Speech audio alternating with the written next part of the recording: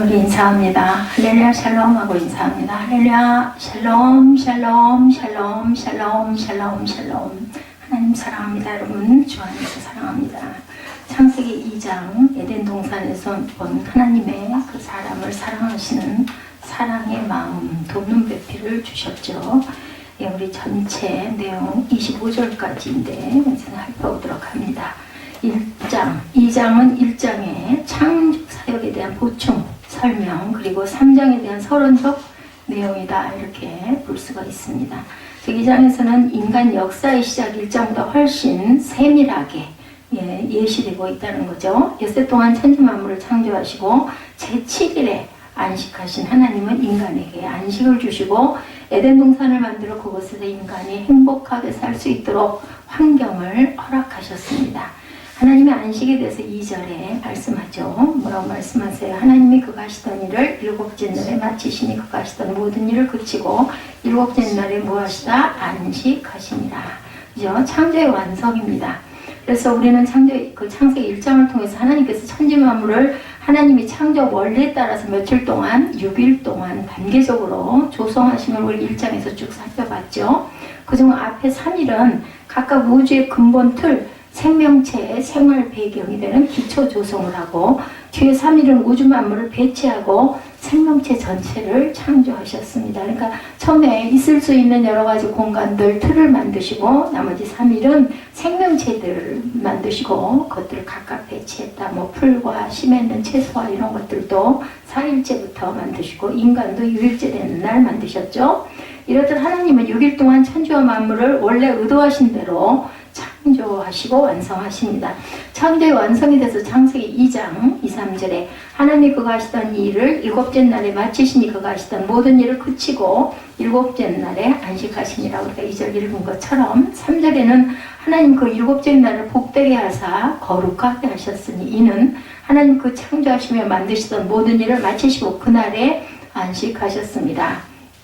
자, 우주에 대해서 출애굽기 20장 11절에 이는 엿새 동안에 나 야훼가 하늘과 땅과 바다와 그 가운데 모든 것을 만들고 일곱째 날에 쉬었음이라. 그러므로 나 야훼가 안식일을 복되게 하여 그날을 거룩하게 하였다. 우주 만물을 내가 만들었다고 말씀하시죠. 3절에서 안식하심에 대해서 말씀하셨습니다. 6일 동안 온 우주의 창조 사역을 완성하신 하나님께서는 7일째 되는 날 안식하셨죠. 이 안식은 하나님의 능력에 이상이 있어서 취하신 휴식이 아니라 이제부터 새로운 형태의 피조물을 다시 만들지 않으시겠다라는 하나님의 공식 선언입니다. 사실 하나님은 안식이 필요 없는 전능하신 분이죠. 뭐가 피곤하시겠어요, 그죠? 단지 하나님의 안식은 창조 사역의 완성이 있었기에 7일째 되는 날을 기념하고 거룩하게 구분하기 위한 안식이다. 그래서 우리가 7일째 되는 날 그 주일로 삼아서 예배를 드리고 휴식을 하면서 하나님의 은혜를 생각하죠. 그래서 하나님의 날이다 이렇게 정했습니다. 일로부터의 휴식을 우리는 꼭 해야 됩니다. 레위기 23장 3절에 그 시신 앞에서 일어나 나가 해쪽 속에게 말하여 이르되 이렇게 말씀하죠. 구분이 없는 휴식에 대해서 출애굽기 20장 10절에 일곱째 날은 내 하나님 야훼의 안식일인즉 너나 내 아들이나 내 딸이나 내 남종이나 내 여종이나 내 가축이나 내 문 안에 머무는 객이라도 아무 일도 하지 말아라 이렇게 말씀을 해요. 누구도 이방인도 마찬가지라는 거죠. 안식은 인간의 근거를 확인시키는 내용이기도 하다. 11절에 보니까 말씀하죠. 첫째 이름은 비손이라. 금이 있는 하울라 온 땅을 둘렀다라고 얘기합니다. 온 우주와 그 안에 있는 만물의 창조 사역이 이상적인 인간 창조를 전제한 것처럼 7일째 하나님께서 안식하신 것은 인간에게 안식의 근거를 제공하시기 위해서 하나님께서 친히 안식의 모범을 보이심으로 그것을 실행하는 인간들이 창조의 주인이신 하나님을 기억하고 그분의 영광을 나타내게 하는 거죠. 그리고 또한 인간은 자신의 기원이 하나님의 창조로 말미암아서 거룩히 구별된 안식일을 우리가 꼭 지켜야 된다는 것을 우리 마음밭에 새겨야 된다. 영원한 언약의 징표에 대해서 출애굽기 31장 16절에서 17절에 이같이 이스라엘 자손이 안식일을 지켜서 그것으로 대대로 영원한 언약을 삼을 것이니 17절 이는 나와 이스라엘 자손 사이에 영원한 표징이며 나 야훼가 엿새 동안 천지를 창조하고 일곱째 날에 일을 마치고 쉬었음이라 하라 이렇게 말씀합니다. 창조주를 기억해야 할 우리들이죠. 전도서 11장 9절에 청년이여 내 어린 때를 즐거워하며 내 청년의 날들을 마음에 기뻐하여 마음에 원하는 길들과 내 눈이 보는 대로 행하라. 그러나 하나님이 이 모든 일로 말미암아 너를 심판할 줄 알아야 된다라고 말씀합니다. 인간과 생활 규범에 대해서 4절에서 7절에 증거합니다. 사람 창조를 다시 설명하시죠. 네, 창세기 2장 7절에 보면 야훼 하나님의 흙으로 사람을 지으시고 생기를 그 코에 불어넣으시니 사람이 무엇이 됐다? 생명이 되었다 그러죠. 인간이 생명이 되었다라는 것은 하등 동물과는 달리 하나님의 인격을 부여받은 무엇을 가진 생물체? 영혼을 가진 생물체. 동물은 영혼이 없어요. 혼은 있지만 인간은 하나님의 영의 화신인 영혼을 소유함으로 영적인 존재, 곧 무엇과 같은 천사와 하나님을 닮은 생명이 되는 것이다. 인간 영혼의 고귀함은 바로 여기 있죠. 우리가 생명이 되었다라는 것이 고귀함입니다. 예, 사람의 재료에 대해서 고린도전서 15장 47절에 보면 첫사람은 땅에서 났으니 흙에 속한 자이거니와 둘째 사람은 어디서? 하늘에서 나신 둘째 사람이 누구세요? 예수님이시죠. 사람은 다른 피조물보다 귀한 존재다. 마태복음 6장 26절에 보면 공중의 새를 보라 심지도 않고 거두지도 않고 창고에 모아들이지 아니하되 너희 하늘 아버지께서 기르시나니 너희는 이것들보다 귀하지. 당연히 그죠? 하늘에 나는 새보다 들의 백합보보다 우리는 귀합니다. 에덴 동산에 대해서 8절에 보니 사람을 귀한 존재로 창조하신 하나님께서는 동방의 에덴의 동산을 창조하시고 지으신 사람을 그곳에 살게 하십니다. 그리고 보기에 아름답고 먹기에 좋은 나무로 에덴 동산을 꾸며주시죠. 9절에 즉 사람이 살기에 풍족하고 아무런 불편이 없도록 그곳에 온갖 좋은 식물을 자라나게 하심으로 지상에서 가장 이상적인 동산을 만드셨고 여기에 당신의 형상인 인간이 거처하도록 만드셨어요.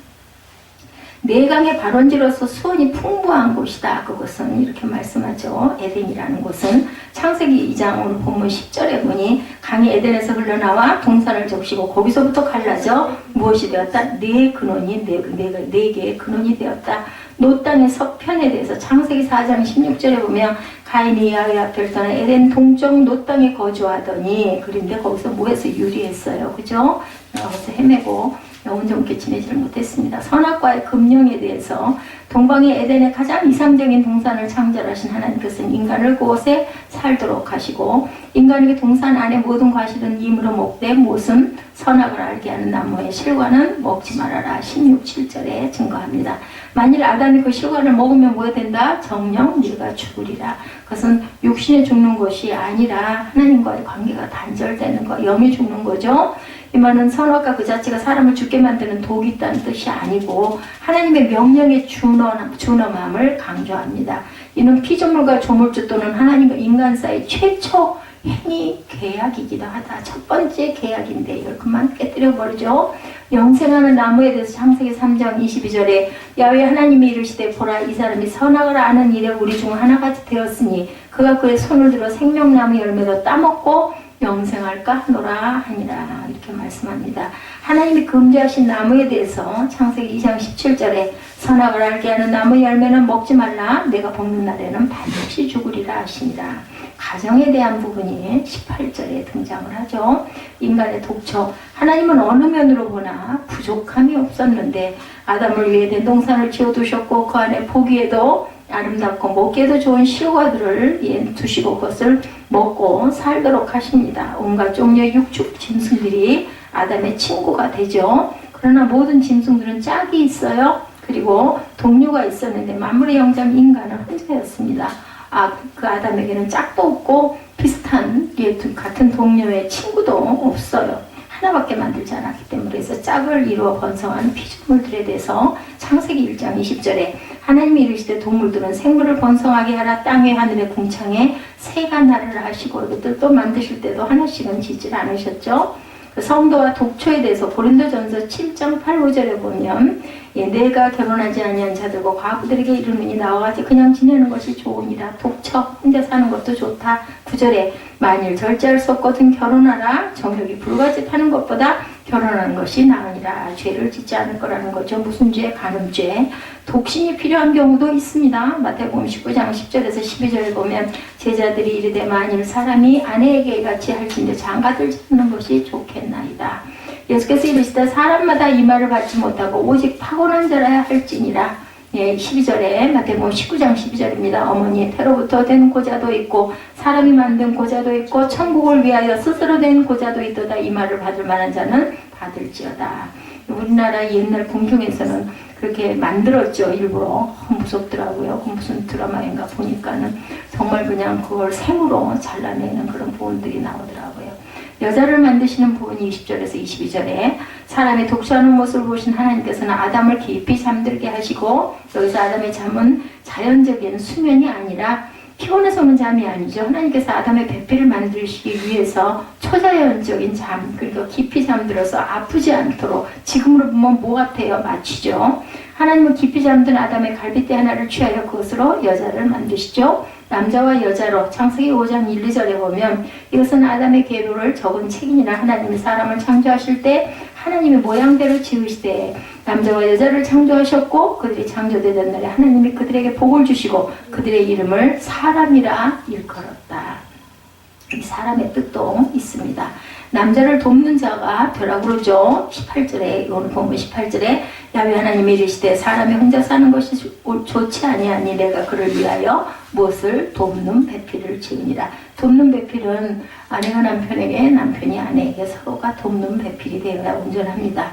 가정을 이루게 하셨죠. 24절에 아담의 갈빗대로 하와를 만드신 하나님은 그들이 합하여 한 가정을 이루도록 하시죠. 그러면 남자는 성인이 되면 부모를 떠나 어떻게 해요? 자신의 뼈와 몸인 여자와 한 몸을 이루고 살게 된다. 23절에. 그러므로 성년된 자의 결혼은 곧 조화로운 모습이죠. 하나님의 창조 질서에 부응하는 것이다. 결혼하는 것은. 가정을 이루는 동반자입니다. 24절에 이러므로 남자가 부모를 떠나 그의 아내와 합하여 둘이 한 몸을 이룰지로다. 남자보다 약한 자라고 합니다. 베드로전서 3장 7절에 남편들아 이와 같이 지식을 따라 너희 아내와 동거하고 그를 더 연약한 그릇이요 또 생명의 은혜를 함께 이어받을 자로 알아 귀히 여기라. 이는 너희 기도가 막히지 아니하게 하려 함이라. 아내를 귀하게 여겨야 아내가 남편을 위해서 열심히 기도하겠죠? 그렇지 않고 원한을 지면 어떻게 해요? 기도 안 하겠죠? 그래서 너희 기도가 막힌다 이렇게 말씀합니다. 남편들은 이야기를 들으면서 어이구나 기도 열심히 하게 내가 잘해야겠구나 생각을 해야 될 텐데 믿음이 없는 사람들은 눈도 깜빡 안 하겠죠? 부부로 구성을 이루는 가정, 고린도전서 7장 2절에서 5절에 음행을 피하기 위하여 남자마다 자기 아내를 두고 여자마다 자기 남편을 두라. 남편은 그 아내에 대한 의무를 다하고 아내도 그 남편이 그렇게 할지라. 아내는 자기 몸을 주장하지 못하고 오직 남편이 하며 남편도 그와 같이 자기 몸을 주장하지 못하고 오직 그 아내가 한다라고 말씀합니다. 그리고 고린도전서 7장 5절에 보면 서로 분방하지 말라고 그러죠. 다만 기도할 틈을 얻기 위하여 합의상 얼마 동안은 하되 다시 합하라. 이는 너희가 절제 못함으로 말미암아 사탄이 너희를 시험하지 못하게 하려 함이라. 예, 그래서 우리는 창세기 2장을 통해서 안식일의 기원과 인간의 고귀함에 관해서 살펴봤습니다.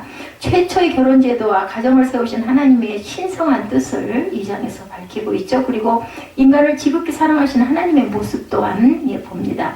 따라서 우리는 사랑과 은혜가 풍성하신 조물주에게 합당한 피조물의 삶을 살아야 할 뭐가 있어요? 의무와 책임이 있습니다.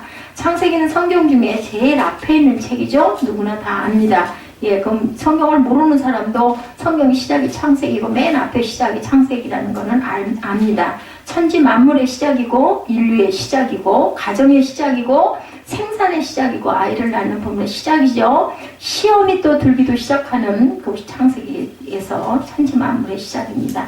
범죄의 시작이 됩니다. 살인의 시작도 일어납니다. 이렇게 해서 처음 가정이 시작되고 무엇을 만들고 그렇게 살다 보니 시험이 들기도 하고 범죄를 시작하기도 하고 또한 사람을 죽이고 살리기도 하고 그죠? 또한 심판의 시작이기도 하다. 믿음의 시작입니다. 구원의 시작입니다. 언약의 시작이 여기에서 기록되어 있습니다. 모든 시작들이. 그러므로 창세기를 모르고는 이러한 모든 것의 시작을 우리는 알 수가 없죠. 모든 것의 시작을 모르고서는 이 모든 것의 또한 본질을 알 수가 없습니다.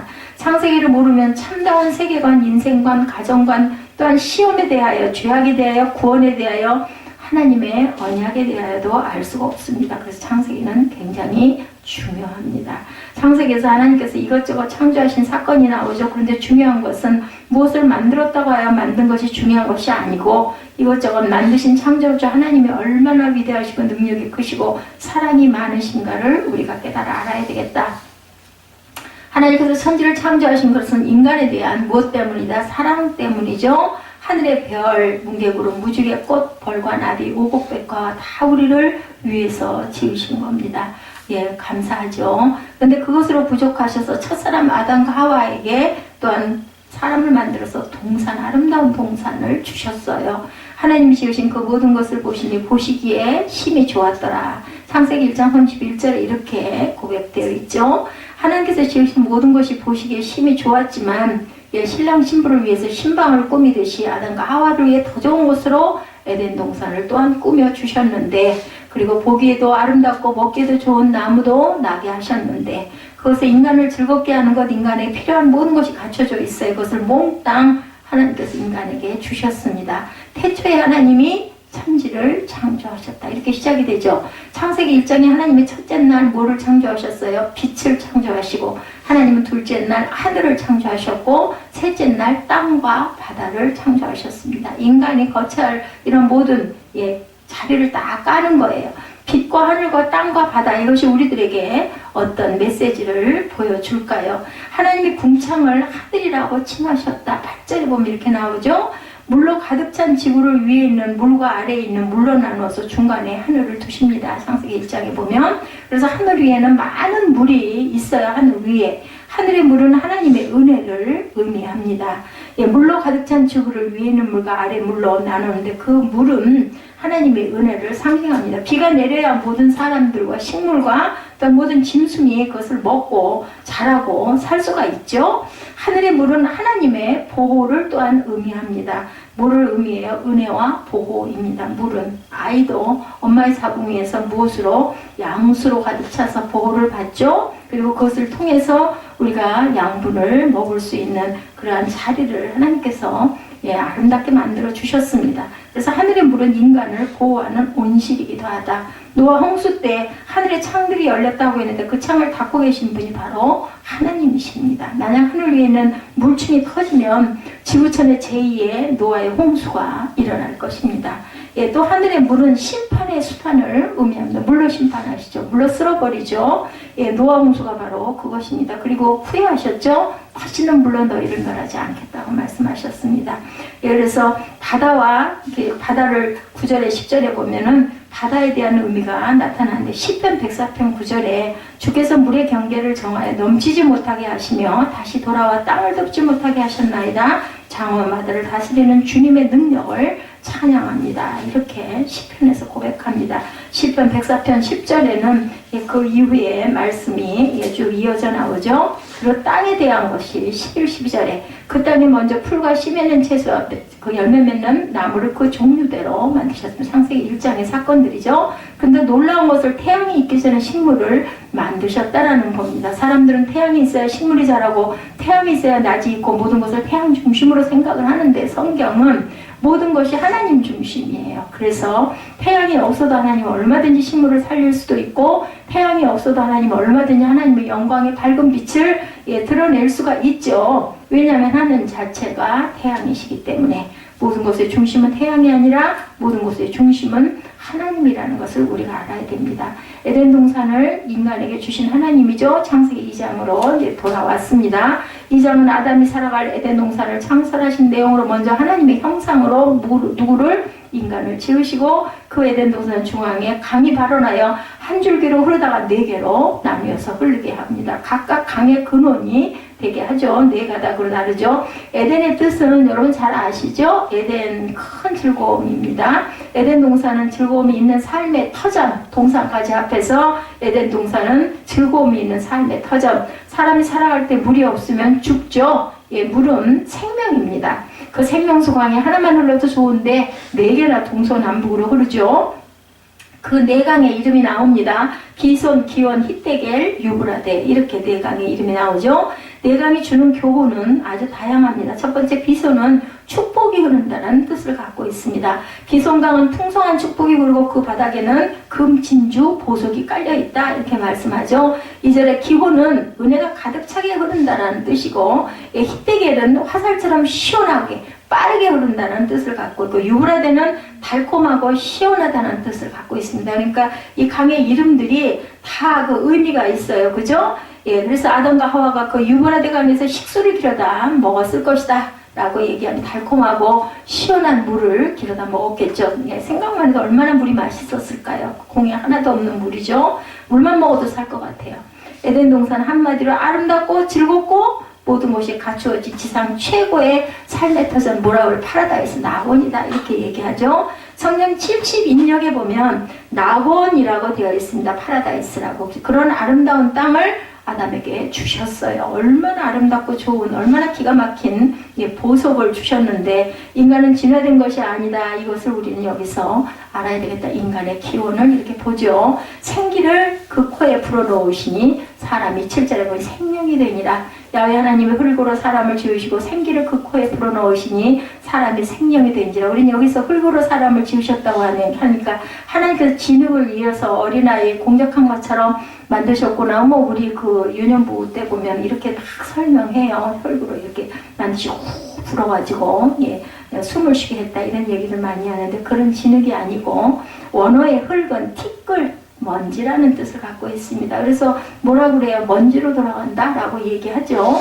여기서 말하는 흙은 히브리어로 아팔이라고 합니다. 우리말 성경에 뭐라 그래요? 아담입니다. 그러니까 아담이라는 이름은 먼지, 티끌이라는 뜻을 갖고 있어서 흙이라고 하죠. 근데 그 흙이 우리가 생각하는 그런 흙이 아니라 티끌과 먼지예요. 그렇게 돌아가 버리죠. 그러니까 아담은 사람이란 뜻이 되고 첫사람의 이름도 되고 흙이란 의미도 되고 티끌 먼지. 그래서 아담아 그러면 티끌아 먼지야 이렇게 부른다는 뜻이 된다는 거예요. 인간이 대단한 것이 아닌 거죠. 티끌 먼지 같은 그런 인간이다. 그래서 우리는 절대로 교만해서는 안 됩니다. 저는 늘 그걸 느낀다. 요즘에 하나님은 진흙으로 사람의 모양을 만드시 그 코에 생기를 불어 넣었다 이렇게 기록하고 있죠. 하나님께서 육체를 만드시고 무엇을 주셨어요? 영혼을 주신 거예요. 그 영혼 없으면 죽은 거잖아요. 그죠? 예, 보니까 사람이 멀쩡하게 잠들었는데 어느 그 젊은 분이에요. 50대 초반 되신 분인데 글쎄 밤에 자다가 그런 게 실제 있죠. 그런 얘기 많이 듣습니다.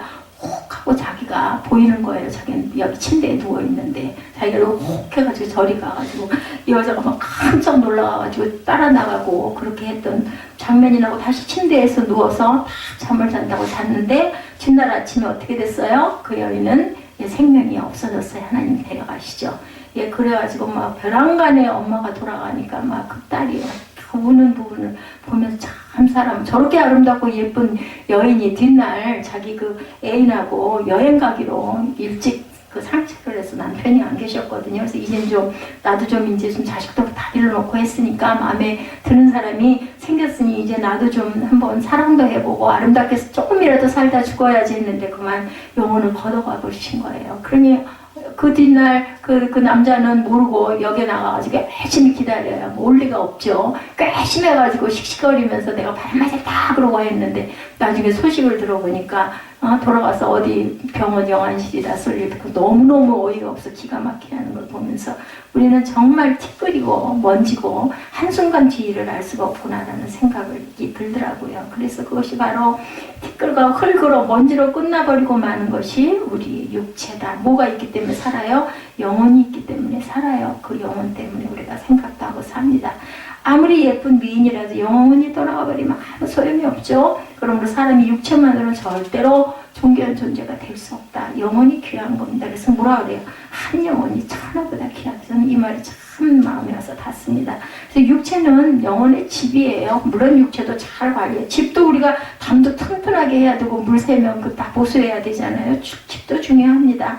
하나님이 육체에다 생명을 불어 넣어 주셨을 때 그가 정말 하나님께 영광을 돌리는 존귀한 자로 하나님을 닮은 자로 하나님의 형상대로 지어진 존재가 되는 것이다. 아멘입니다.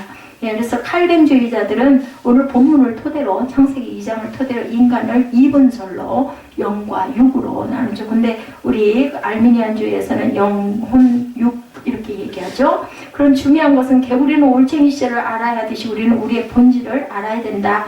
우리의 본질, 우리의 근원, 우리의 체질은 뭐다? 흙이다. 흙이라도 그냥 흙이 아니라 먼지라는 거죠. 흙먼지로 만드셨다. 하나님께서는 우리를 흙도 아닌 흙먼지로 만드셔서 그냥 먼지가 돼서 날아가 버린다는 거죠. 근데 그 사람이 하는 일은 대단하고 놀라운 일들을 많이 하죠.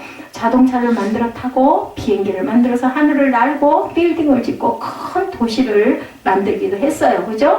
달과 우주를 또한 정복하고 연구를 합니다. 그 하는 일이 참으로 대단하고 굉장해서 사람은 다른 어떤 피조물과 비교할 수가 없을 정도로 어떤 면으로는 위대하기도 합니다.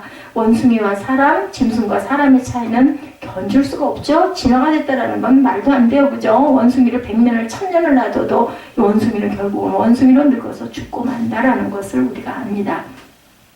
하나님의 걸작품, 그럼에도 불구하고 우리 본질은 흙에 불과하다. 그렇기 때문에 우리는 결국 흙으로 돌아가는 존재이죠. 전도서에 나오죠. 보면은 너는 흙이니 창세기 3장 19절에도 보면 흙으로 돌아갈 것이라고 말씀합니다. 우리가 흙인 것을 알아야 되죠. 흙이라 스트레스를 조금만 받아도 조그만 병균이 들어와도 휘청거리고 죽습니다. 자동차에 부딪혀도 일그러지고 죽죠. 그리고 우리는 결국은 죽으면 이게 흙의 존재다. 내가 지금 몇만 명의 사원을 거느린 CEO이고 몇 억만 금을 쌓아놓고 있는 부자고 하늘을 찌를 만한 권세가 있다 해도 절대로 우리는 한순간 앞을 모르기 때문에 교만해서는 안 되겠다. 새벽녘 예배 나만 장군의 이야기, 우리 너무 잘 아는 이야기죠. 그 이야기를 보면서 제가 또 느낀 부분은 정말 사람은 겸손. 나만 장군이 살짝 잘못했으면 요단강에 뭐 못 담궜죠. 막 화내죠. 나처럼 이렇게 훌륭한 나만이 왔는데 엘리사는 내다보지도 않는다고 막 돌아가자고 막 했었어요. 근데 요단강에 6번을 담궈도 아무런 징조가 안 나타난다. 7번까지 담그고 나니까 몸이 낫죠. 아무리 하늘을 찌를 것 같은 권세를 갖고 있는 나만 장군이 아주 대단한 장군이었었어요. 그런데 이런 사람이라 할지라도 그 불치병 때문에 뭐 죽으면 어떻게 방법이 없으니까 거기까지 찾아오는 모습을 보면서 정말 우리는 겸손해야 되겠다는 생각을 또 했습니다. 에레미야 9장 23절에 여호와께서 이같이 말씀하시되 지혜로운 자는 그 지혜를 자랑치 말라. 용사는 그 용맹을 자랑치 말라. 부자는 그 부함을 자랑하지 말라. 자랑하는 자는 이것으로 자랑할지니 명철하여 나를 아는 것과 나 야훼는 야훼 하나님을 사모하는 자인 줄을 깨달은 것이라. 나는 이 일에 기뻐하노라. 야훼의 말입니다. 이렇게 말씀하고 있습니다. 또 이사야 40장 7절에 풀은 마르고 꽃은 시들면 야훼의 기운이 그 위에 불미라. 이 백성은 실로 풀이보다 흙으로 지음받은 인간은 하나님 앞에, 그래서 우리는 순종해야 된다. 흙으로 사람을 지으시고, 그것은 야차드라고 합니다. 지으셨다라는 것은 형성하다, 만들다, 즉 토기장이처럼 만들다라는 의미를 가지고 있습니다. 그래서 야훼 주는 우리 아버지이시니 시편에 말씀하죠. 우리는 진흙이요 주는 토기장이시니 우리는 다 주의 손으로 지으신 것이다. 이렇게 고백되어 있습니다. 또 우리의 몸은 질병에 걸려 금이 많이 갑니다. 우리의 몸은 이병 저병을 앓으면서 신장도 금이 가고 위장도 금이 가고, 그러므로 우리는 평생 영원히 살 존재들은 절대 아니다. 인간은 하나님 앞에 교만하거나 하나님을 절대로 대적할 수 없는 존재, 절대로 대적 정도가 아니라 절대로 비견을 할 수가 없죠. 먼지가 무슨 말을 하겠어요. 여러분들 먼지 아시죠? 어떻게 생겼는지. 오직 하나님께 순종하는 것만이 우리가 살 길이라는 거죠. 우리가 자꾸 고개를 들면 들수록 점점 더 괴롭고 아파요. 사도행전 5장 29절에 베드로와 사도들이 대답하여 가로되 사람보다 하나님을 순종하는 것이 마땅하니라. 이렇게 이야기합니다. 당연한 말씀이죠. 주께서 만든 인간 그릇에 하나님의 사랑과 은혜와 진리로 가득 채워지면 귀하게 보이지만 욕심과 음란과 강포와 교만이 담겨져 있으면 아무 유익이 없게 됩니다. 하나님은 당신의 목적대로 인간이 쓰여지면 귀하지만 하나님을 대적하고 거스르면 그 그릇은 어떻게 돼요? 깨뜨려서 부셔버리죠. 사람이 토기장이가 그릇 만들었다가도 잘못된 그릇은 어떻게 해요? 던져서 그냥 깨버리지 않습니까? 인간은 흙으로 지음받았으므로 다시 흙으로 돌아가는 존재임을, 흙이 아니라 흙먼지죠. 세상의 모든 물질은 그가 온 곳으로 돌아가게 되어 있습니다. 전도서 5장 1절에 해는 떴다가 지며 그 떴던 곳으로 빨리 돌아가고 바람은 남으로 불다가 북으로 돌이키며 이리 돌며 저리 돌아 불던 곳으로 돌아가고 모든 강물은 다 바다로 흐르되 바다를 채우지 못하며 어느 곳으로 흐르든지 그리로 연하여 흐르니라. 바다가 넘었다는 이야기 여러분들 못 들어보셨죠? 인간은 흙으로 취해진 것처럼 머지않아 이렇게 흙으로 돌아간다. 그리고 흙으로 지어진 존재는 이 세상에 결코 오래 있지 못합니다. 시편 90편 10절에 모세는 우리의 연수가 70이요 강건하면 80이라도 그 연수의 자랑은 수고와 슬픔뿐이요 신속히 가니 우리가 날아가리다 이렇게 얘기합니다. 그리고 야고보서 4장 13, 14절에 들으라 너희 중에 말하기를 오늘이나 내일이나 우리가 머물 도시에 가서 거기에 1년을 유하며 장사하여 이득을 보리라 이렇게 말씀하죠. 그리고 그것을 하는 자들아 내일 일을 너희가 알지 못하는도다. 너희 생명이 무엇이냐 너희는 잠깐 보이다가 없어지는 안개라고도 말씀을 합니다. 아침에 안개가 가득할 때는 굉장하죠. 비행기가 뜨지를 못합니다. 자동차도 뭐 저절 기어가죠. 그러나 바람이 불고 나면 언제 그랬냐는 듯이 안개는 순간 또 사라집니다. 여러분 아마 운전하시다가 그런 거 보셨을 적 있었을 거예요. 저도 많이 봤습니다. 앞에 하나도 안 보이는데 어느 순간 또 확 개이면은 언제 그래 거짓말 같죠? 우리가 살아갈 때 이렇게 무리를 지어 살 때는 굉장해 보이지만 그러나 시간의 바람이 불면 우리는 다 사라지고 없어지고 만다. 우리는 이 세상에서 영원히 그래서 살지 못합니다. 찰스 다윈이 헬리옷이라는 이름의 거북이 한 마리를 길렀다고 합니다. 그 거북이는 몇십 년을 길러도 아무리 오래 길러도 변함없는 거북이죠. 거북이가 억만 년이 지나면 절대로 사람이 되거나 원숭이가 되지 않습니다. 하나님께서 지으신 그대로 살다가 가는 것이다. 진화는 아니라는 겁니다. 찰스 다윈은 죽었는데 그 거북이는 얼마 전에 180살 생일을 맞이했다고도 합니다. 그래서 그 거북이를 기르고 있는 호주 동물원에서 생일잔치를 해주었다고 해요. 실제 있는 일입니다. 지금 30파운드 약 14kg의 그 거북이가 지금까지 제일 오래 산 동물로 기네스북에 올라 있는데 학자들의 말에 의하면 앞으로 30년 정도는 더 살 것이다 이렇게 내다보고 있다고 그래요. 180살이래요. 30년 210살을 산다는 거죠. 거북이는 180살을 넘게 사는 사람은 절대로 그만큼 아직은 살지 못합니다. 그러니 우리는 언제나 그날의 삶의 우선순위를 바로 정하고 살아가야 되겠다. 너는 흙이니 흙으로 돌아갈 것이니라는 말씀은 인간의 종말에 대한 하나님의 선언입니다. 죽음은 만인에게 오는 공포이기도 하죠. 옛날 진시황제가 죽음을 면해보려고 불로초와 불사약을 구해보았지만 그는 죽어서 한 줌의 흙으로 돌아갔습니다.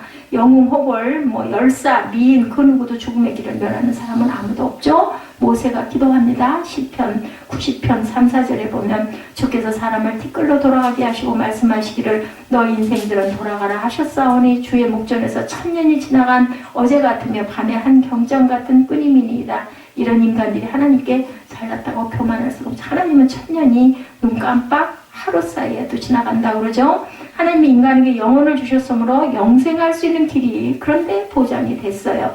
예수 그리스도를 통한 구원의 길이죠. 누구든지 주의 이름을 부르는 자는 멸망치 않고 영생을 얻으리라. 기가 막힌 그러한 길을 열어주신 거예요. 생명나무와 선악과 나무의 교훈은 8절 9절은 그럼 무엇일까 봅니다. 에덴 동산의 생명나무와 선악과 나무의 교훈. 하나님은 동방에 에덴 동산을 창설하시고 다시 한번 에덴이란 말은 뭐라고요? 기쁨, 즐거움, 희락, 낙원이라는 파라다이스, 그죠? 헬라어입니다. 파라데이소스, 영어로는 파라다이스입니다. 헬라어로는 파라데이소스, 영어로는 파라다이스. 하나님은 기쁨의 동산, 행복의 동산을 창조하시고 아담에게 지키고 관리하라고 말씀에 관리자로 세웠어요. 에덴 동산은 하나님과의 교제 장소로 육신의 물질도 만족할 수 있는 곳, 영혼을 하나님과의 직접적인 교제로 만족할 수 있는 곳이었다. 육신과 영혼이 다 살 수 있는 곳이 바로 에덴 동산. 그것은 거룩한 장소고 죄가 없는 곳이고 죄인은 살 수가 없는 곳이 바로 에덴이었습니다. 그 동산 한복판에 생명나무와 선악과 나무를 주셨는데 본문에 나오죠. 생명나무를 주신 것은 그 과실을 먹을 때마다 생명은 하나님께 온 곳이라는 소속감을 알게 하시려고였고 생명의 기원을 알게 하게 하셨고 아담과 하와의 신분의 존엄성을 깨닫게 하셨습니다. 또 선악과를 주신 것은 깊은 의미를 가지고 있는데 하나님과 사람의 교제의 규범을 보여주어서 질서를 알게 하시려고, 그리고 계명의 원리를 보여주십니다. 계명을 순종할 때 축복이 되고 거역하면 저주가 임한다는 것을 알게 하기 위함이었습니다. 선악과는 인간 창조의 목적을 알려주는 나무였고, 중요한 것은 마귀가 존재하고 죄가 있다는 사실을 경계시킨 나무, 그것을 너희들이 어기면 정령 죽는 것은 사단에게 먹히는 거죠. 예, 선악과의 더 큰 의미는 인간에게 자유는 있지만 자유는 제한된 자유임을 보내주시는 하나님의 뜻, 그런 사건이었다. 한마디로 에덴 동산은 인간이 철저하게 하나님께 소속되었다는 사실, 그리고 인간은 하나님을 떠나서는 살 수 없는 존재라는 것을 알려주신 것입니다. 물고기는 물속에 살아야 생명을 유지하죠. 물고기가 이쁘다고 땅에 들고 장난하고 놀면 결국은 그 물고기는 죽습니다. 있을 곳이 따로 있죠. 인간은 그렇게 하나님을 떠나서는 사실은 설 수 없는 존재라는 것을 사람들은 모르죠. 16절 17절에 보면 야훼 하나님이 그 사람에게 명하여 동상 각종 나무의 실과는 내가 이물을 먹되 선악을 알게 하는 나무의 실과는 먹지 말라. 내가 먹는 날에는 정령 죽으리라. 하나님은 인간의 행복을 위해서 절대적인 것과 상대적인 것을 구별하여 살도록 한 계명을 주셨어요. 우리는 신앙생활하면서 절대적인 것, 상대적인 것을 절대로 혼돈해서는 안 되겠다. 건강, 자녀, 사업, 물질, 명예, 성공, 이 모든 것은 상대적인 것입니다. 3대에 따라서는 약할 수도 있고 강할 수도 있죠. 또한 변해갈 수도 있습니다. 그러나 이 안에 영원한 안식과 생명으로 구원받을 수는 없습니다. 이건 뭐예요? 절대적인 하나님의 계명이고, 그 계명 자체가 바로 생명입니다. 생명이 살 수도 있고 생명이 죽을 수도 있는 절대적인 것이라는 거죠. 우리가 무슨 건강하고 성공하고 이런 물질과 명예를 누리는 게 다 최고인 것 같은데, 사업에 성공하는 게 최고인 것 같은데, 건강하기만 하면 잘 살 것 같은데, 자녀가 있기만 하면 잘 살 것, 이건 전부 다 상대적인 것들이다. 에덴 동산에 흐르는 내강이 주는 의미는 그러면 무엇일까? 10절에서 14절이죠. 에덴 동산에서 발원하는 내강, 성경에서 주는 강의 의미 우리 한번 살펴보죠. 한국에 강들 많아요, 그죠? 압록강, 두만강, 대동강, 한강, 낙동강, 영산강, 금강, 섬진강, 이런 강들이 있는데, 한국 벌판을 기름지게 하고 윤택하게 하듯이 에덴 동산에는 비손, 기온, 히데겔, 유브라데라는 4개의 강이 있습니다. 그 뜻을 아까 말씀드렸죠. 그 강으로 아름다운 에덴을 더욱 빛내고 아름답게 만들었습니다. 우리가 상징적으로 생각해보면 에덴은 우리의 심령을 뜻하고, 강은 성령을 의미하죠. 그죠? 물은 성령입니다. 강은 인류 발전에 중대한 역할을 하기도 하죠. 인류 역사를 찬란하게 꽃피우는 풍요로움을 준 것은 다 강물을 통해서입니다. 애국 문화는 나일 강변에서, 바벨론 문화는 유브라데스와 티그리스 강에서 나오죠. 강은 하나님께서 정해주신 지역의 경계선들입니다. 그러므로 강을 건넌다는 것은 경계를 넘는다라는 뜻도 갖고 있습니다. 강을 건너는 것만큼 개인이나 민족 역사에 큰 영향을 던져주고 전환기를 이루게 하는 모든 것들, 히브리인이라 하면 이스라엘 민족을 가리키죠. 히브리라는 뜻은 야곱과 요셉의 일가족이 나일강을 건너온 가정이라는 뜻을 갖고 있습니다. 아브라함은 믿음의 강을 건너온 사람이죠. 창세기 12장은 고향 갈대아 우르를 75세에 하나님의 명령에 따라 지시한 곳으로 떠나죠. 아브라함이 갈대아 우르는 유브라데스 강 하류로 비옥한 땅으로 덮여있는 곳이었고, 아브라함은 하나님의 부름을 따라서 그 비옥한 땅을 등지고 유브라데스 강을 건너 가나안으로 들어서 하나님의 축복을 받습니다. 야곱도 기도의 강을 건넜죠. 야복강의 기도의 강을 야곱도 건넜습니다. 야곱의 기도는 생명을 건 기도였어요. 홀로 남은 자의 기도였고 강청의 기도였습니다. 회개하는 기도였죠. 하나님의 역사적인 기도의 강을 건너는 자에게 만나주셔서 환독뼈가 위골이 되었지만 결국은 생명을 주시죠. 그래서 살아가게 합니다. 모세는 홍해를 육지같이 건넙니다. 여호수아는 그 백성을 거느리고 어디를 건넜어요? 요단강을 건너죠. 그리고 가나안으로 갑니다. 엘리야와 엘리사도 요단강을 건넙니다. 열왕기하 2장 8절에 엘리야가 겉옷을 취하여 마라 물을 치며 물이 이리저리 갈라지고 두 사람이 육지 위로 건너더라. 그리고 나서 나중에 엘리야가 돌아간 다음에 또 누가 대신해요? 엘리사가 또 물을 그렇게 치니까 그대로 갈라졌다고 나타납니다. 뭐라 그랬어요? 끝까지 엘리야를 따라다닙니다. 너 이제 그만 와라. 나는 내 죽을 자리 찾아간다 해도 몇 번을 만류를 해도 쫓아가서 나중에 네가 하고 싶은 말 있으면 해라 했더니 뭐라 그래요? 갑절의 영광을 주옵소서 해서 엘리사가 엘리야보다 더 많은 훌륭한 일들을 많이 합니다. 이렇게 이러한 부분에 욕심을 우리가 부려야 합니다. 엘리사는 엘리야의 영감을 갑절이나 받으려 한사코 그를 따라 붙습니다. 요단강을 가르는 능력까지 받죠. 예, 우리는 장차 죽음의 요단강을 건너서 새하늘과 새 땅에 들어갑니다. 이렇게 강은 예, 우리가 건너야 할 역사가 일어나는 곳이다. 에덴은 우리의 심령을 의미하고 강은 성령을 의미한다는 것을 잊지 마시기 바랍니다. 에덴에서 흐르는 4개의 강의 의미 다양하죠. 첫 번째 비성강, 풍요, 부요. 그죠? 에덴 동산은 부족할 것이 없는 모든 면에서 풍요로운 곳이었습니다. 저와 여러분의 삶이 이렇게 풍요로워야 합니다. 어떤 것을 얼마나 채워야 우리가 만족할까? 하나님을 떠난 사람은 산더미 같은 재물을 쌓아놓고도 불안해합니다. 만족이 없습니다. 그러나 하나님을 만난 사람은 가난 가운데도 부족함이 없죠. 자족하기를 배웠다. 누가 그래요? 바울이 그렇게 얘기합니다. 다윗은 사망의 음침한 골짜기를 헤매면서도 야훼는 나의 목자시니 내가 부족함이 없으리로다. 이렇게 고백을 합니다. 예, 이 강은 충만하다는 뜻. 두 번째 강이죠. 그러므로 예, 장마 때만 물이 있고 가뭄 때는 물이 없는 그런 강이 아니라 사시사철 충만한 강. 이 강처럼 하나님께서는 우리에게 성령을 주시고 충만하기를 원하시죠. 그러므로 성령을 받되 어떻게 받아라? 충만하게 받아라. 두 번째 강 기온강입니다. 이 강은 주위로 흘러 넘친다는 뜻을, 넘쳐난다는 뜻을 갖고 있습니다. 두 번째 기온강. 그러니까 충만한 자는 또한 흘러 넘쳐 이웃에게 흘러 넘쳐서 어떻게 베푸는 자가 되어야 된다는 의미를 갖고 있습니다. 오순절 마가의 다락방에 충만한 성령은 예루살렘으로 넘쳐났고 예루살렘을 충만했던 성령으로 다시 온 유대 땅으로 넘쳐났고 온 유대에 충만했던 성령은 사마리아 땅 끝까지 흘러 넘치는 역사가 일어납니다. 우리 믿음의 기온강처럼 우리는 이렇게 흘러 넘쳐야 되겠다. 기쁨이 넘쳐 찬미가 되고 간증이 넘쳐 전도가 되고 간절한 소원이 넘쳐서 기도가 되고 감사가 넘쳐서 눈물이 되고 생명이 넘쳐서 영원히 사는 영생을 얻게 되는 것이라는 거죠. 또한 은혜라는 뜻을 갖고 있습니다. 기원강은 에덴 동산은 하나님의 은혜가 강물처럼 넘쳐났던 곳, 그것은 아담이 일군 땅이 아니라 하나님의 은혜로 주신 땅이라는 거예요. 다윗은 부족함이 없다고 말했을 뿐만 아니라 은혜의 잔이 내 잔이 넘치나이다 이렇게 고백을 합니다. 바울도 로마 감옥에서 우리 주의 은혜가 그리스도 예수 안에 있는 믿음과 사랑과 함께 넘치도록 풍성했다. 디모데전서 1장 14절에 이렇게 고백합니다. 세 번째 강 히데갈 강입니다. 급히 흐른다는 뜻을 갖고 있어요.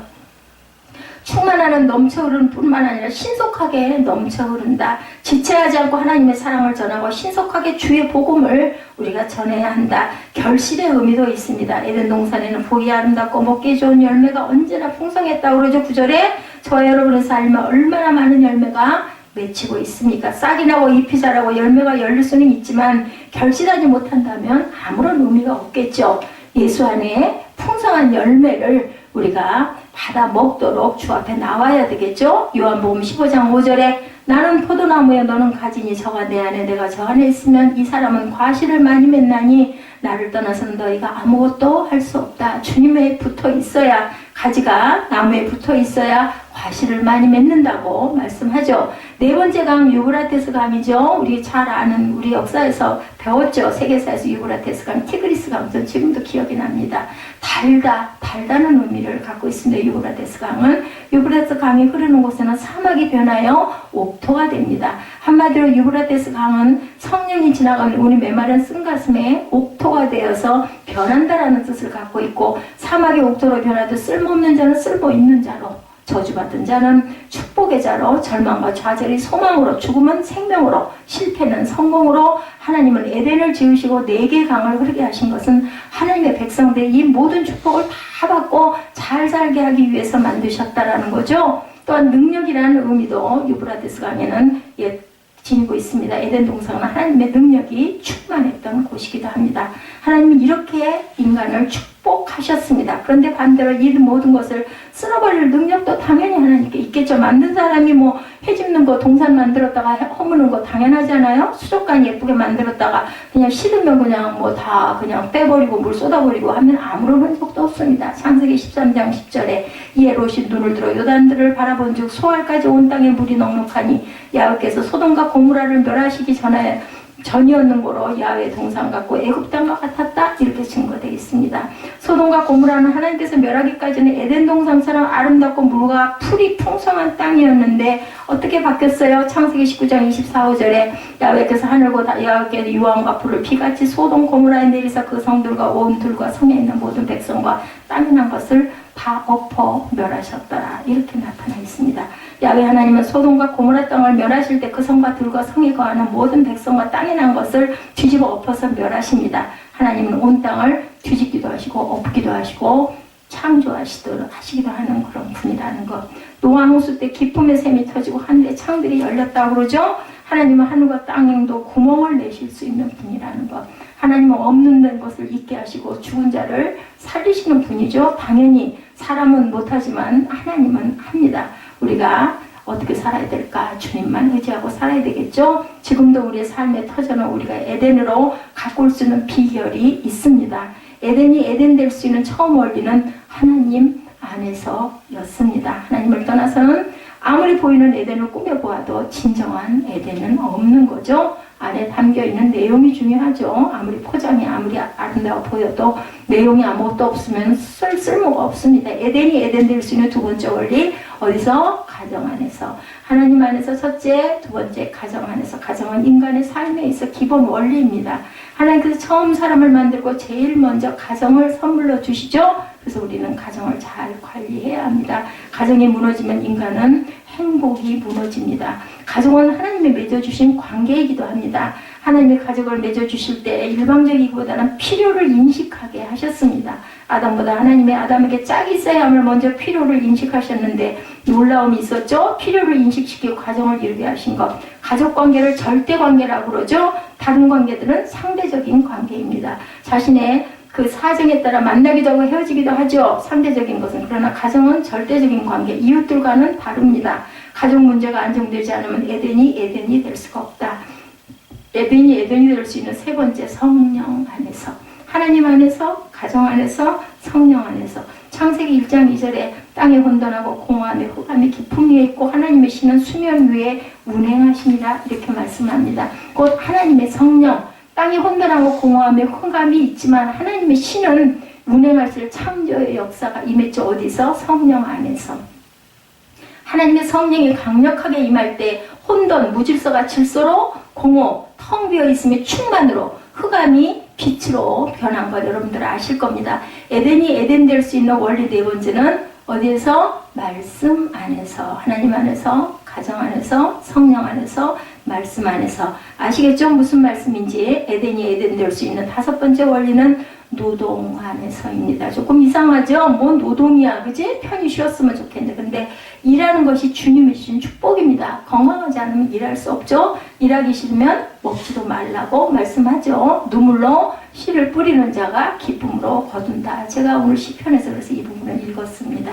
에덴이 에덴 될 수 있는 원리는 장소보다 관계에 있다는 것 잊지 마시기 바랍니다. 에덴이 에덴 되는 축복은 보이지 않는 하나님과 관계 속에 이루어지는 것. 에덴 동산을 주시고 또한 금령도 주셨습니다. 15절에서 17절이죠. 독일 통일 이전에 우화가 있었어요. 동독에서 베들린 장벽을 넘어 개 한 마리가 넘어왔다고 그래요. 서독의 개가 물어봅니다. 너는 어떻게 목숨을 무릅쓰고 이것까지 넘어왔니? 동독에 먹을 게 없니? 라고 물어봤더니 동독 개가 대답을 하더라고 그래요. 아니 서독 개가 묻습니다. 근데 왜 왔어? 집이 없어? 그러다가 죽을 수도 있는데 왜 넘어왔니? 그랬더니 동독 개가 퉁명스럽게 대답합니다. 그런 게 아니라니까. 진짜 궁금해진 서독개가 묻습니다. 정말 궁금하네. 그럼 도대체 뭐 때문에 왔어? 그랬더니 먹을 거 있고 집도 있으면 되지 뭘 더 바래? 이상하네. 그러자 동독개가 정색을 하면 대답했다고 그래요. 모르는 소리 마라. 그런 건 다 견딜만해. 모름지기 개는 짖고 싶을 때 마음대로 짖어야 되는 거야. 어디 마음 놓고 짖을 수가 있어야지. 답답해서 넘어왔지. 중요한 게 뭐예요? 자유. 아니면 뭘 달라? 죽음을 달라라는 말씀. 여러분들 정말 자유는 정말 귀한 겁니다. 자유롭지 못한 사람들은 그걸 아는데 우리는 모르죠. 예, 당연하다고 생각을 합니다. 우리가 기억할 수가 있습니다. 인간에게 자유가 필요하지만 인간은 결국 무제한의 자유를 소유할 수 없다는 것도 우리는 기억해야 됩니다. 일정한 범위 내에서의 자유. 다시 말하면 뭐가 필요하다? 대신에 보호받을 울타리가 또한 필요합니다. 베를린 장벽이 동독 사람에게는 자유를 박탈하는 속박의 울타리였겠죠. 그러나 서로 서독 사람 입장에서 보면 자유를 지켜주는 보호의 울타리도 됩니다. 예, 물고기의 자유는 물속에서 자유죠. 물고기가 밖으로 답답하다가 나오면 결국은 죽습니다.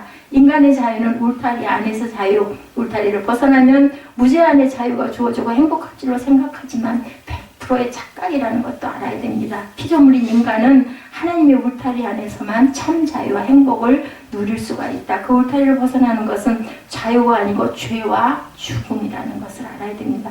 여러분들 보시죠. 불나방들이 얼마나 불을 따라가고 거기에 부딪히면 죽는데도 쫓아가니까 너무너무 안타깝죠. 무지한 겁니다. 어떤 사람이 마약을 하죠. 자유 같죠. 그런데 결국은 어떻게 돼요? 멸망하죠. 죽죠. 예. 예, 계속 그러다 보면 자신이 마약을 하는 게 아니라 마약이 자신을 먹는다라는 거. 술도 마찬가지입니다. 자유가 아니라 죄고 방정이고 결과는 죽음이고 멸망이다. 인간이 비극입니다. 자유를 원하지만 하나님의 울타리를 넘어감으로 오히려 자유를 박탈당하고 고통을 당하고 영원한 멸망으로 가는 것. 우리는 하나님의 울타리 안에 거는 것이 진정한 자유고 기쁨이고 행복임을 알아야 되겠죠. 하나님의 울타리 15절에서 야훼 하나님이 그 사람을 이끌어 에덴 동산에 두어 그것을 경작하며 지키게 하시고, 여기서 동산이라는 단어, 히브리어 성경 원문에 칸이라는 단어로 울타리를 치다 보호하다라는 히브리어 동사에서 유래되었습니다. 그러니까 동산 하나님께서 인간을 사랑으로 보호하기 위해서 조성해 놓으신 울타리다. 하나님 안에 사는 것이 진정한 자유였는데 그 울타리를 뛰어넘어서 결국은 그저 사망의 길을 가게 됩니다. 우리 가정 또한 하나님이 지어주셨다라는 것은 절대로 잊지 마시기 바랍니다. 그렇기 때문에 가정을 잘 가꾸고 보호하는 것이 하나님이 기뻐하시는 일입니다. 마찬가지로 주께서 핏값으로 세우신 몸된 교회를 지키고 보호하는 것은 정말 하나님 보시기에 기쁨을 드리는 것, 하나님이 기뻐하시는 교회가 되어야 되고 하나님이 기뻐하시는 사역자가 되어야 되는 중요합니다. 하나님의 에덴 동산에 가정과 교회를 세우시고 아담과 하와에게 다스리고 지키라고 하셨습니다. 여기서 다스린다는 것은 임금이 백성을 다스릴 때 굴림과 착취하는 것으로 생각하지만 여기서 말하는 다스림은 굴림이 아닙니다. 관리자로서 청지기로서 다스려서 우리는 청지기라고 그러죠. 한마디로 많은 것을 남기고 발전시키고 관리하라는 뜻입니다. 아무런 것을 내 손에 움켜쥐라는 게 아니죠. 예쁘게 만들어 점점 더 아름답게 만들어가라는, 부족함이 없는 낙원이지만 하나님께서는 사람에게 일을 주신 거예요. 이렇게 노동이 중요하다는 거죠. 일을 하지 않고는 행복이 없습니다. 땀을 흘려야, 우리가 운동을 하고 땀 흘리고 나서 시원하게 샤워하고 그 시원한 물 마실 때 얼마나 물이 맛있습니까? 이것을 알게 하기 위해서. 자, 노숙자들에게 행복하십니까? 하고 물어보면, 기쁩니까? 하고 물어보면, 보람이 있습니까? 물어보면 뭐라고 대답을 하겠습니까? 아니라고 할 겁니다. 일이 없으면 얻는 것도 없습니다. 돈도 없습니다. 그래서 본인은 굉장히 초라하게 느낍니다. 그런데 일을 하면 땅콩을 뽑으면 수십 개의 땅콩이 줄기째 딸려서 나오고, 고구마를 뽑아도 감자를 뽑아도 한 개만 나오는 게 아니라 몇 개씩 딸려 나옵니다. 제가 요번에 그거 조금 그 작은, 어떻게 보면 다른 사람보다 작은 거를 달라고 했을 수도 있어요. 그걸 받아가지고 제가 7군데, 8군데로 나눴어요. 그걸 했어요. 주차장에서 사실은 그거 온 걸 보고 좀 쉴 겸 그걸 제일 먼저 하고 싶어서 기도하고 나누고 나서, 예, 안 줘도 될 때에다가도 용돈이 다 주고, 또 신학생이니까 라는 의미로 해서 또 10만 원을 보내주고, 이렇게 기분이 좋았는지 몰라요. 그럼 제가 요즘에 뭘 하나씩 잘 사잖아요. 그런 마음이 와서 하는 거, 일부러 하는 게 아니라 하나 할 때 하나를 하면 안 되는 거구나. 2개를 해야 되겠다. 물론 같이 꼭 필요할 경우이죠. 왜냐하면 그런 걸 잘 못하는 게 모두 다 교회에 심다 보니까는 그걸 못하는구나. 그런 마음이 이제 제게 왔기 때문에 뭘 사도 하나를 안 사고 2개를 삽니다. 그걸 못 깨달았었어요, 전까지는. 왜냐면 나도 없으니까, 부족하니까 늘. 그래도 꼭 필요한 건 해야 되잖아요. 그러니까 내가 부족해서 필요한데 저 사람은 한 달 내내 고생하고 땀 흘리면서도 필요한데도 안 하고 참으니까, 그럼 내가 할 때 함께 해야겠구나. 그런 마음의 감동이 이제사 오더라는 거. 너무 늦었죠. 16절에 보면 각종 나무의 실과는 이물에 먹으라 그러죠. 먹고 싶은 대로 먹어라. 자유대로 섭취하라고 합니다. 근데 단지 하나만은 당부합니다. 17절에 선악을 알게 하는 나무의 실과는 먹지 말아라. 내가 먹는 날에는 네가 진짜 죽을 거야. 우리 자녀들에게도 그러지 않아요. 너 정말 그렇게 하면 절대 안 돼. 그러지 말어. 다 해도 괜찮은데 그것만을 하지 마라. 근데 그 말을 안 듣습니다.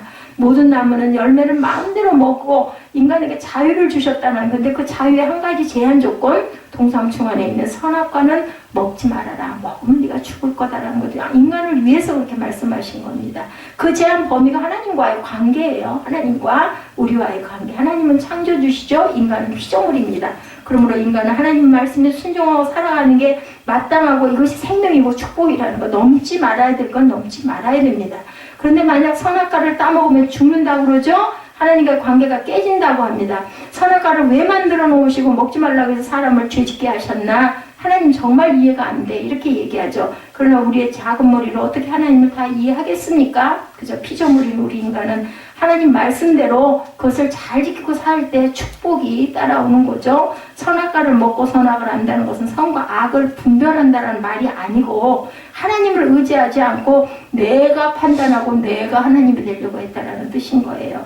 하나님 이것이 선입니까? 이것이 악입니까? 하나님 어떻게 할까요? 하는데 이제는 자기가 하나님처럼 판단해서 이것은 틀렸어. 이거는 아니야. 애기들을 왜 반항할 때 그러죠? 막 자기 주장을 막 말도 안 되는 주장을 세웁니다. 선악을 알게 하는 남의 실과는 먹지 말라는 말씀을 지키는 것이 어려운 일이 아니었어요. 그거 하나만 하지 말라고 그랬는데 엄마가 외출하면서 과자를 많이 사다 놓고 이것저것 다 먹으라고 그래요. 근데 한 가지 요거는 좀 남겨놨다가 아빠 드려야 되니까 너 먹지 말아라 그러면 우리 어때요? 어렸을 때 다른 거는 별로 안 먹고 싶어. 그것만 더 먹고 싶죠.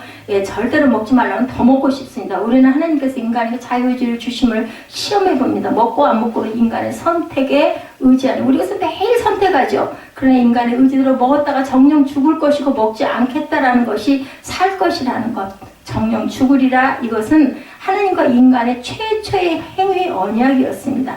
하라 하지 말라 이 말씀에 순종하면 복을 받고 거역하면 저주를 받는다는 것을 알려준 거죠. 엄마가 이러고 간 말이 궁금해서 의심이 생겨서 정말일까 한번 먹어봐야지. 그랬을 때 그것을 먹다가 결국은 그의 생명, 쥐약인데 그 의자 밑에 있는 건 너 절대 먹지 말라는데 궁금해갖고 일부러 먹었어. 결국은 죽어요.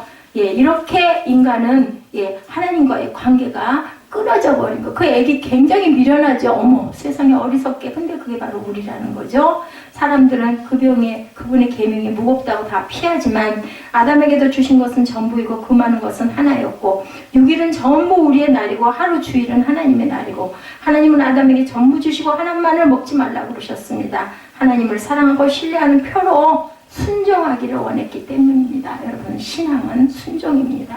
모든 축복은 순종하는 데서 이루어집니다. 그런데 사람들은 다 먹고 하나만 먹지 말라고 했는데 그 하나를 못 지키고 결국은 사망의 길로 갑니다. 10개를 주고 하나만 하나님의 것이라고 했는데 하나를 아까워서 못 내놓습니다. 난 정말 삶의 생활이 어려워 죽겠는데 이걸 어떻게 내나. 이 모든 것이 하나님의 것인데도 불구하고 우리는 이렇게 불평을 합니다. 하나님은 행위계약을 체결하시고 바른 행위가 이루어질 것을 기대하셨지만 아담은 하나님의 기대를 실망으로 버립니다. 그래서 인간이 행복의 동산, 축복의 동산인 에덴을 상실해 버리죠. 그때부터 인간은 죽음이 왔고 인간의 모든 근본 문제들이 찾아오게 됐습니다. 그래서 죄의 문제를 해결하기 위해서 이 땅에 여자의 후손 예수 그리스도가 오신 거죠. 그 에덴의 회복도 하나님의 형상의 회복도 인간의 근본 문제의 회복도 예수 그리스도를 바로 알고 믿고 회복이 된다는 것을 믿는 저와 여러분 되시기를 주님의 이름으로 축복합니다.